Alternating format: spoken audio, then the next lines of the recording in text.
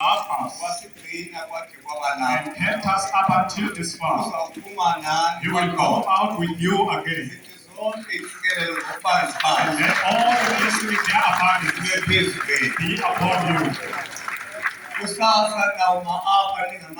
Tomorrow you shall stand here being witnesses of the blessing which God has given to you. This word does not need any power. God does not go with a man that is doubtful. So when you are doubtful, you are doubting God. But when you are rest assured, you are also rest assured for Him. If He is there now, how can He not be there? For He was there before you existed. For He created us. There is something wonderful that I want you to go out with. God will say,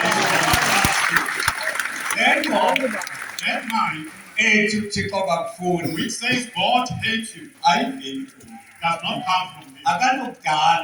There's no way you can create and not love unless you are able to give back to a child and you hate the child. If you hate being back to the child and you love the child, also you must know God. He created you. He loves you also. The understanding which says He does not like you is coming from the devil.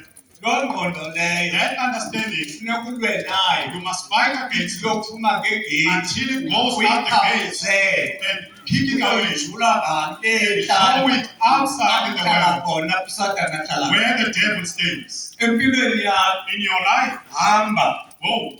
And make everything which God has blessed you with before you were born, and you see them as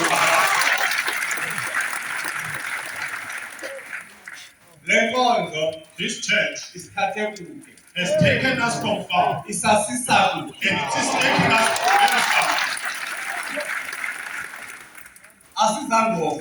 We are not here to die. We are here for life. That life, therefore, it will go with you until you go past through your death. You will leave your flesh in the grave, but the life you shall go to your life until you go into mental life, which is your Creator. You must not get lost. Do not be deceived by the things you see in the flesh. Hence, Jesus Christ says, if your eyes is perturbing you, it's better to take it out. Or it is better to go with one eye to heaven than to go to the hand with two eyes. If two of them are perturbing you, you better be a blind man and go to the heaven without the eyes, than to go to hell with both your eyes.